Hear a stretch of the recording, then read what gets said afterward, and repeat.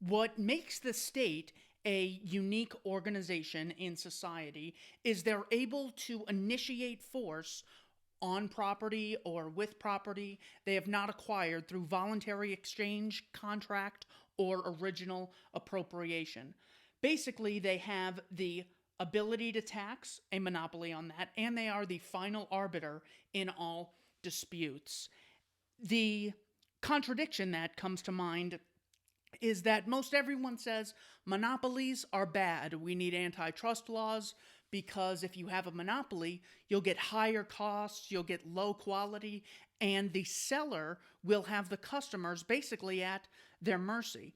But they often fail to apply this same standard to the state, giving it a monopoly on courts, on police, on taxation, on regulation, on nuclear weapons. Many want the state to monopolize AR-15s. So this is a blatant contradiction within modern political thought. When talking about political authority, I'm basically talking about the hypothesized moral property in virtue of which governments may coerce people in certain ways not permitted to anyone else, and in virtue of which citizens must obey governments in situations in which they would not be obligated to obey anyone else. Basically, morality applies to the state differently than it would anyone else. Imagine you and a friend go up to someone and say, vote for one of us to tax 5% of your income, and we'll give you some goods or services in exchange. Well, this would be labeled extortion, even if they got the deciding vote. But when it comes to the state, a different morality applies. If you were to say, regulate someone's behavior by passing a law between you and your friends and enforce it on other people, they'd see this as an attempt to violently dominate your fellow man. But when it's done by the state, it's just seen as regulation for the greater good. The book The Most Dangerous Superstition by Larkin Rose defines anarchy as a society without rulers.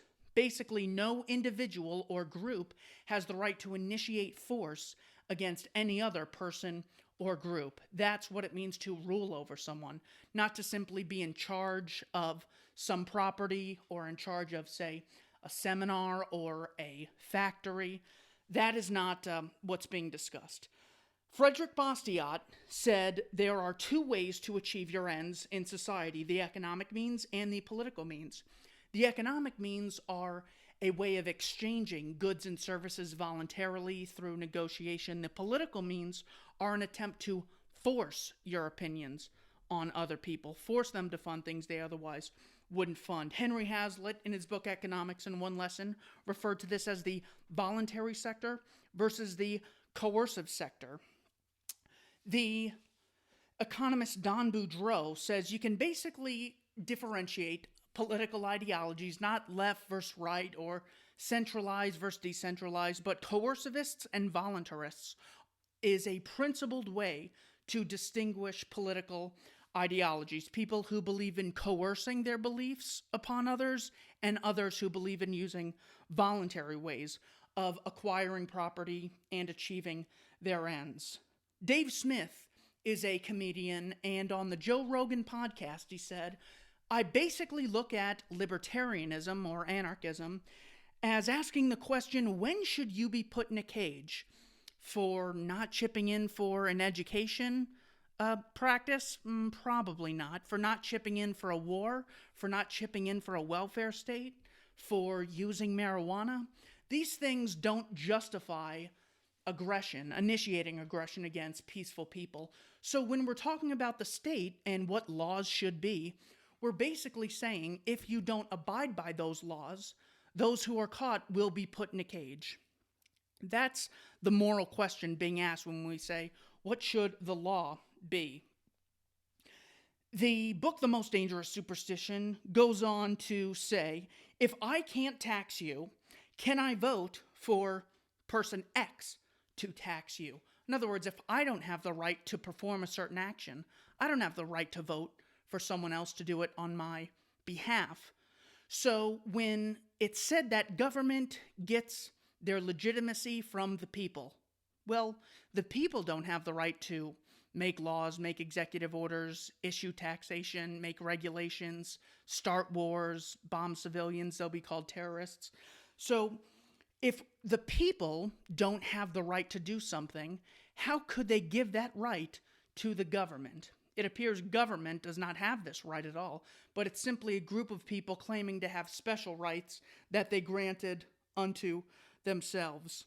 The social contract, popularized by Jean-Jacques Rousseau, can basically be summarized as the existence of a state is legitimate because, yes, it does violate people's rights. However, that is necessary to have a functioning society, and in return, the state protects the life and property of the individuals. That's why the contract is legitimate. And the cost of going around asking every person, can I protect you? The cost is so high that just having the social contract from a utilitarian standpoint is what makes it morally justified. However, what this doesn't address is what happens if the state doesn't hold up their end of the contract. It's very clear what happens to you if you don't abide by their laws or pay their taxes. Well, you go to jail. But what if government doesn't keep you safe? So after, say, the attacks on Pearl Harbor, or say Waco, or say 9/11, when these things happen, does government go to jail? Well, to the contrary, their budgets usually increase and the amount of power they have increases. But if government does not have any way that we can void the contract because government is in violation of it, then there's really no contract. There's one group of people forcing another group of people to do their bidding. If I get robbed and the police don't protect me, can I stop paying taxes? Can I stop chipping in? If the education system fails to educate me properly, can I stop chipping in for that? No, they'll still issue property taxes. They don't really give you an opt-out mechanism. Therefore, it's not really a contract in the way two non-government individuals would make a contractual agreement. Warren versus District of Columbia was a court case in which they more or less said that the state doesn't actually have a moral obligation to uphold its end of the keeping you safe clause. Hans Hermann Hoppe has a theory called Argumentation Ethics, in which he basically says that anytime we want to have an ethical discussion, what we do is we argue or exchange ideas. Now, the implication of this is that when we argue, we're using scarce resources, our body, our mouths, our time, in a peaceful way to achieve our ends, convincing others of something. He says this is the fundamental basis of why the private property ethic is morally justified. This is a non-state or non-religious justification for why a person's property should be respected. And for anyone to initiate aggression against someone else and their person and their private property is morally unjustifiable. Lew Rockwell wrote an article titled Why I Am an Anarcho-Capitalist, and he basically says to the minarchist or state skeptic, what should we expect from the public at large?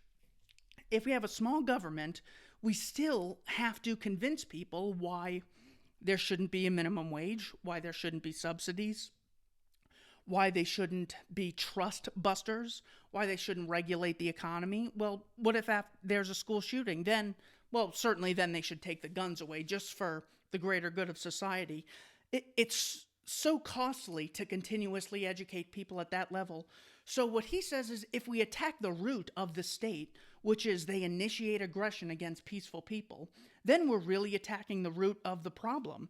It's basically, we expect people to hold government to the same standards we hold everyone else, a concept we learned in kindergarten. Don't hit people, don't harm them, and don't take their stuff. Stephan Kinsella, the patent attorney, said, even if anarchism is unachievable, you still have to make the moral claim that it's wrong to initiate aggression against peaceful people. He gives the analogy of Yeah, we're probably never going to live in a world where there's no theft, rape, murder, or one person enslaving another, but you can still be totally against those things. Even if you think we're never going to have a world where there's no state, you still have a moral obligation to say, here's where I stand, this is my position, all aggression is inherently unjustified. Robert Higgs gave a presentation titled "The State is Too Dangerous to Tolerate." He basically makes the utilitarian argument against the state, saying, yeah, it's inherently illegitimate, but also there's decades of atrocities that we've experienced the state has committed, and there's thousands of years going back to the Egyptian pharaohs of governments behaving immorally. He says in the speech, anarchists did not try to carry out genocide against the Armenians in Turkey. They did not deliberately starve millions of Ukrainians. They did not create a system of death camps to kill Jews, Gypsies, and Slavs in Europe. They did not firebomb scores of large German and Japanese cities and drop nuclear bombs on two of them. They did not carry out a great leap forward that killed scores of millions of Chinese. They did not attempt to kill everybody with any education in Cambodia. They did not launch one aggressive war after another. They did not implement trade sanctions that killed perhaps 500,000 Iraqi children. In debates between anarchists and statists, the burden of proof clearly should rest on those who place their trust in the state. Anarchy's mayhem is wholly conjectural. The state's mayhem is undeniably, factually horrendous. So often people will say, well, it's a good idea in theory, but the reality is things would probably get bad. Well, when you look at the history of statism, it's not exactly, a history of things just going totally peacefully. Stefan Molyneux makes the against me argument, in which he basically says a way to communicate this idea of saying, all right, let's say you're talking to someone who supports state education or public schools. Ask them, do you feel morally justified in initiating violence against me to fund this school? Maybe I'll chip in if I see it's doing well, if I like what they're teaching. Maybe I'll chip in. Maybe I'll even send my kids there. But are you willing to initiate violence against me for following my conscience if I don't chip in?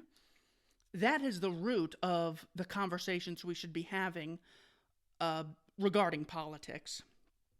He goes on in a book titled Practical Anarchy, asking 6 questions to the statists. Number 1, does government actually solve the problem? In other words, when someone says, but there's crime that exists and we need a government for crime.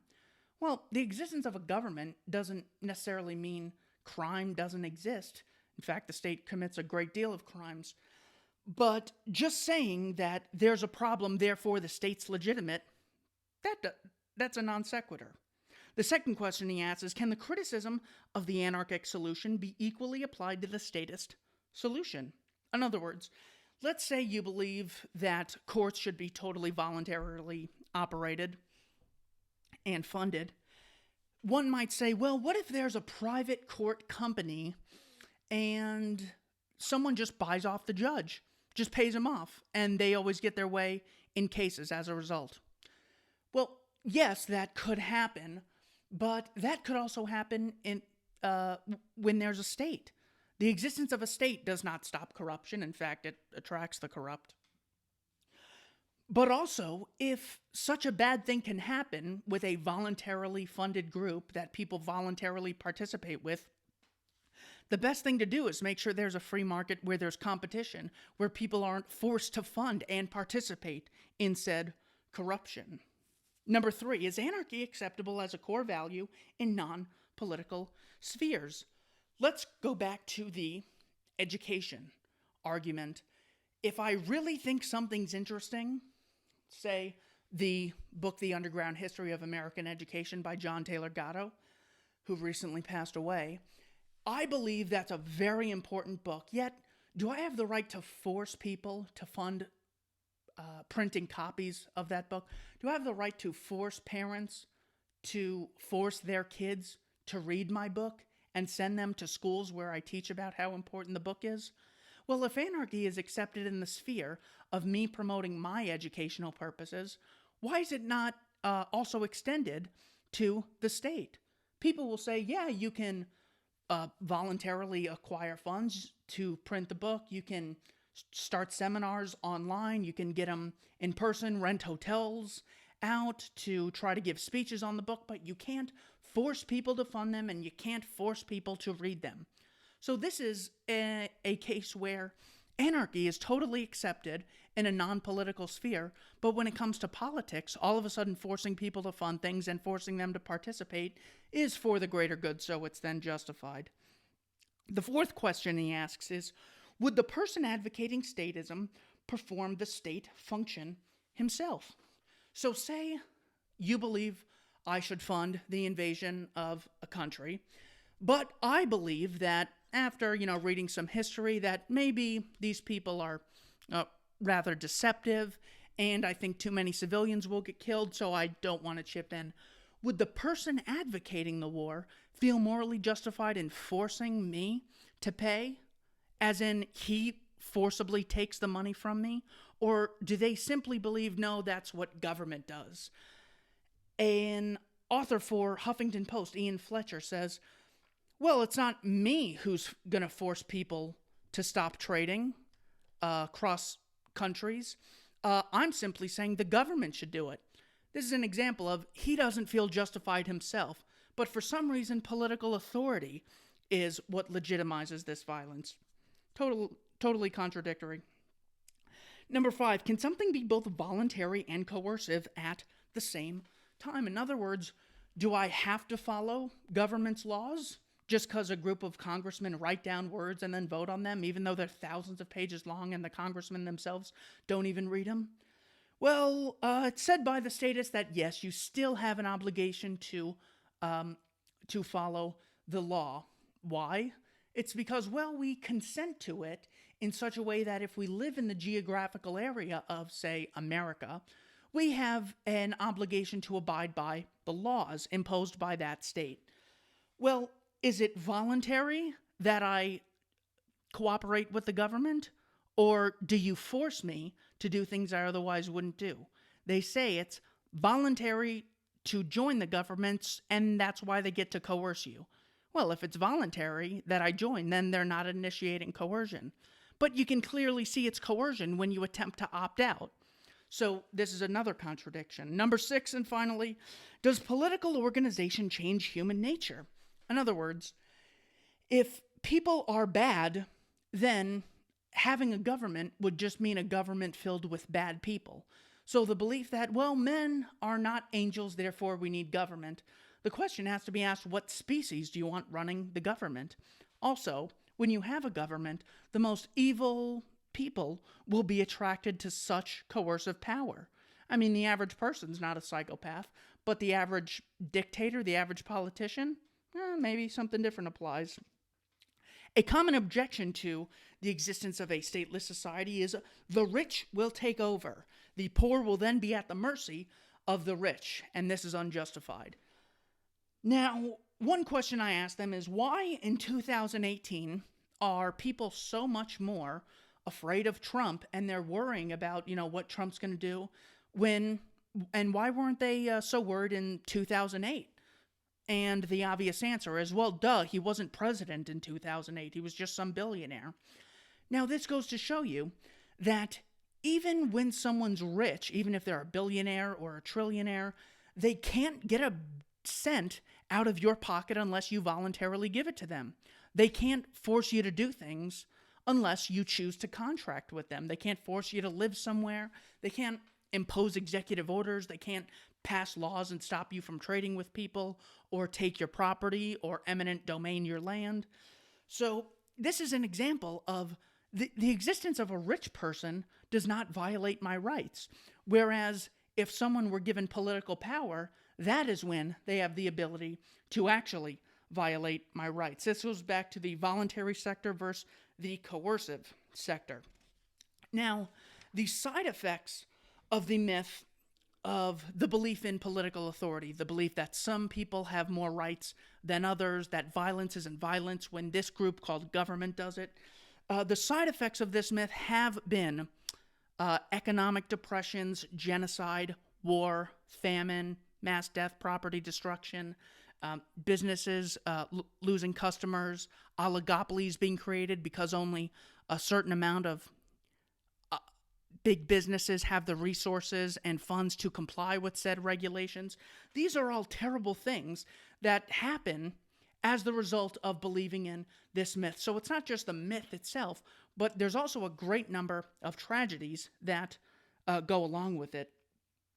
Now, often people will say, well, I can't imagine how roads will be built or how a court system will work in the absence of a state, therefore I will continue to advocate statism. This is another logical fallacy that is basically, when in doubt, advocate violence. I can't imagine how X will work unless me or Group X violently imposes their will upon others or they force others to fund this. Well, just because you can't imagine how, say, a microphone, a fan, a table, chips, a computer, a cell phone, a fan, just because you can't imagine how those things will be built or will work, doesn't actually morally justify initiating aggression against peaceful people to fund them, to operate them, etc. Milton Friedman's son, David Friedman, made the utilitarian case for anarchism in his book, The Machinery of Freedom. He says, producing laws is not an easier problem than producing cars or food, so if the government's incompetent to do a good job of producing cars or food, why do you expect it to do a good job in producing a legal system in which you are then going to produce the cars and food? In other words, when government has a monopoly on something, you will get a worse product than you otherwise would. This is to say that any industry, any sector of society, it's better to have voluntary funded competition than coercively funded monopoly, which is the state. The best example would be a CNN article which states 307,000 veterans died waiting for health care in the VA. Government, but you didn't get big firings because of this. People weren't saying, well, that makes government illegitimate. Yet, when something bad happens at Enron, those people are out of business real quick. It's important to apply those principles consistently. Now, there is a quote from The Most Dangerous Superstition by Larkin Rose where he compares government to a religion, saying, perhaps most telling is that if you suggest to the average person that maybe God does not exist, he will respond with less emotion and hostility than if you bring up the idea of life without government. This indicates which religion people are more deeply emotionally attached to and which religion they actually believe in more firmly. The great example I would use is, should people be forced to attend your church? Well, you can convince them, you can ask them to donate. The church voluntarily raises billions annually. The average churchgoer will say, you know what, I'll persuade them, I'll really try and convince them to accept Jesus, to read the Bible, to attend church, to bring their kids to church, but I won't force them to do this because they're still a person, they still deserve free will and to not be aggressed against. But when it comes to government, that same religious person will say, oh yeah, government can force you to do things. If priests write down words and then vote, that's just people writing down words. They don't have the right to force their beliefs on you, but they believe Congress has the right to. The Pope is just some guy with an opinion with a funny hat that people believe in and people listen to. But when it comes to the president, they'll say, oh, well, he has the ability to issue executive orders and force you to abide by his rules. This is why government is the most dangerous religion. Now, a article by Robert Murphy, the economist, says, but wouldn't warlords take over? And he gives an example of apples to apples. In other words, it might be true that a society with a small government might be less of an aggressive society against the private property ethic than a group of people who are very uncivilized in one manner or another. However, what it's important to do is compare a society with the society in and of itself. In other words, if you take Somalia and say, well, there's anarchy in Somalia. In the United States, there's government. Therefore, government produces more peace than anarchy, looking at those two examples.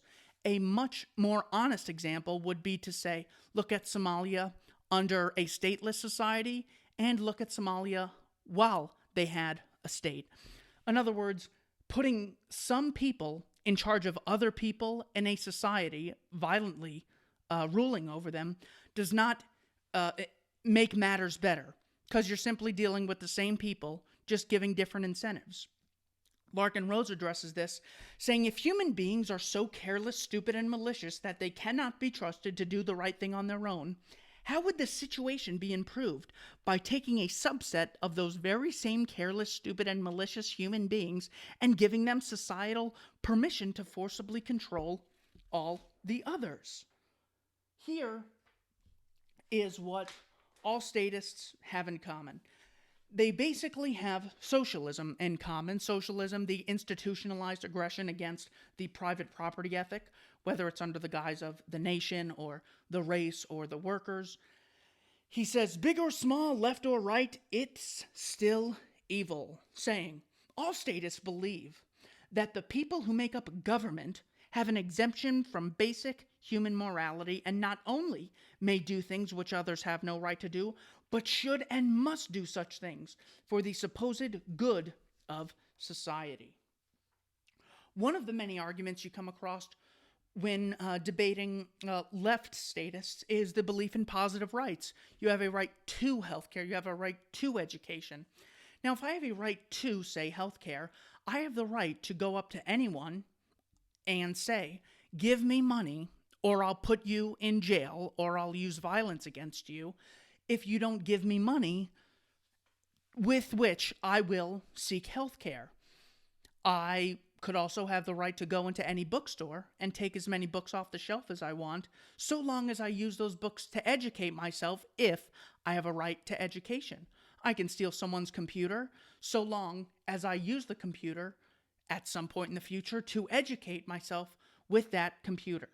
This is why positive rights cannot consistently exist, or at the very least are inherently immoral. Larkin Rose says, if, for example, someone has a right to housing, and housing comes only from the knowledge, skills, and efforts of other people, it means that one person has the right to force another person to build him a house.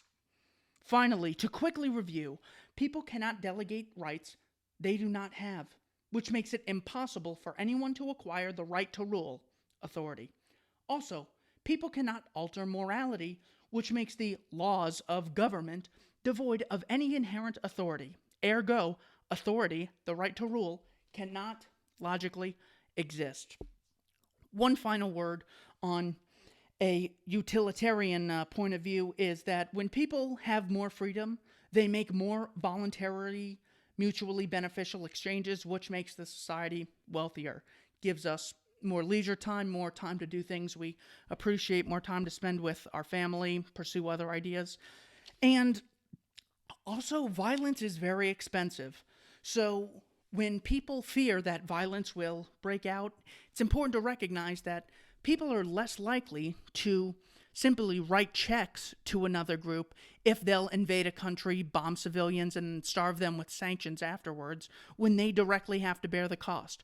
But when this magical idea of government is simply printing money or taxing future generations, they're much more likely to say, heck yeah, let's go to war, let's do this. When you have to bear the cost of violence, the cost rises because your life is at risk, your wallet is directly at risk. So violence is less likely to exist in an anarchist society, and therefore anarchists do have the moral high ground and simply the peaceful high ground. Thank you for listening to Keith Knight. Don't tread on anyone. This was The Case for Anarchism.